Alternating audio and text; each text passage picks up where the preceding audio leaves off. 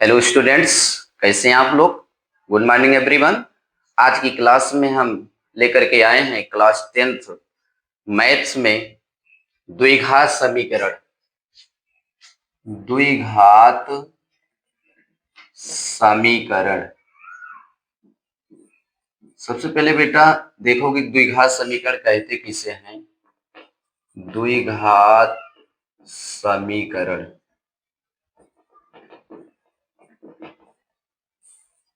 ऐसा समीकरण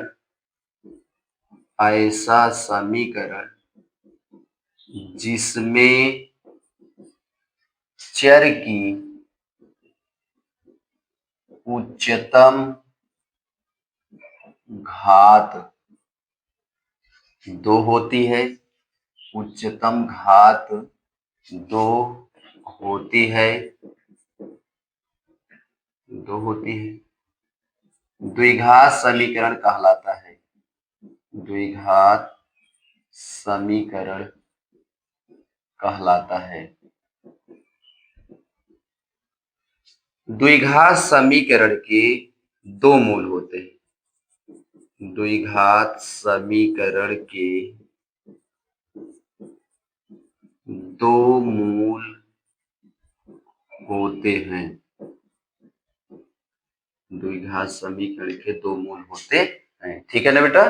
द्विघात समीकरण किसे कहते हैं? ऐसा समीकरण जिसमें चर की उच्चतम घात 2 हो, द्विघात समीकरण कहलाता है। और द्विघात समीकरण के कितने मूल होते हैं? दो मूल होते हैं। यदि द्विघात समीकरण के मूल अल्फा और बीटा हो, तब द्विघात समीकरण बनाने का सूत्र द्विघात समीकरण बनाने का सूत्र एक्स स्क्वायर माइनस मूलों का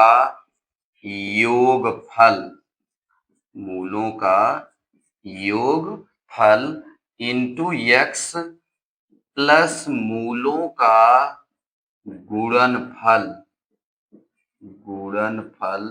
बराबर 0। ठीक है ना बेटा। द्विघात समीकरण बनाने का क्या सूत्र है? एक्स स्क्वायर माइनस मूलों का योगफल इंटू एक्स प्लस मूलों का गुणनफल, अथवा x square minus alpha plus beta into x plus alpha into beta बराबर 0। और एक चीज और ध्यान दीजिए, द्विघात समीकरण का व्यापक रूप, द्विघात समीकरण का व्यापक रूप, द्विघात समीकरण का व्यापक रूप a x square plus b x plus c बराबर 0। A x square plus b x plus c बराबर 0 ये द्विघात समीकरण का व्यापक रूप है, जहां ए बराबर एक्स स्क्वायर का गुणांक, बी बराबर एक्स का गुणांक और सी बराबर अचर पद। एबीसी स्मॉल में रहेंगे बेटा। एबीसी स्मॉल में रहेगा, जहां ए बराबर एक्स स्क्वायर का गुणांक, बी बराबर एक्स का गुणांक और सी बराबर अचर पद। ये द्विघात समीकरण का द्विघात समीकरण का व्यापक रूप a x square plus b x plus c बराबर 0 होता है। यदि द्विघात समीकरण के मूल अल्फा और बीटा हो, तो तब क्या होगा? मूलों का योगफल मूलों का योगफल बराबर माइनस यक्स का गुणांक बटे यक्स स्क्वायर का गुणांक। ठीक है ना। मूलों का योगफल बराबर क्या होगा, माइनस एक्स का गुणांक बटे एक्स स्क्वायर का गुणांक, अर्थात अल्फा प्लस बीटा बराबर माइनस यक्स का गुणांक बी और एक्स स्क्वायर का गुणांक ए। ये बच्चों को जल्दी याद होता है कि अल्फा प्लस बीटा बराबर माइनस बी अपान ए, तथा मूलों का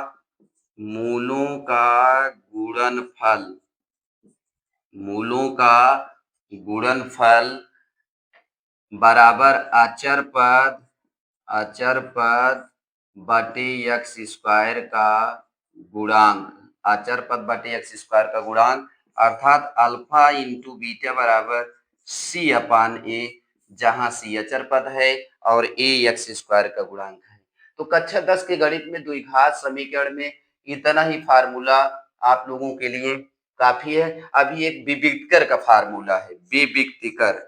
अगर द्विघात समीकरण का विविक्तकर निकाल रहे हो तो विविक्तकर d बराबर होता है बी स्क्वायर माइनस 4ac।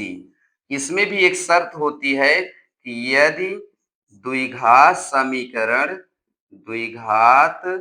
समीकरण के मूल बराबर हो तो विविक्तकर d बराबर 0 होता है, अर्थात इसी को आप लिख सकते हो कि बी स्क्वायर बराबर 4ac। तो आज की क्लास में इतना ही। बेटा यदि आपको ये वीडियो अच्छी लगे तो आप जो है हमारे चैनल फी मैथ बाय विजय गौतम को लाइक करना, कमेंट करना, सब्सक्राइब करना और शेयर करना ना भूलें। अब मिलते हैं नेक्स्ट वीडियो के साथ। थैंक्स।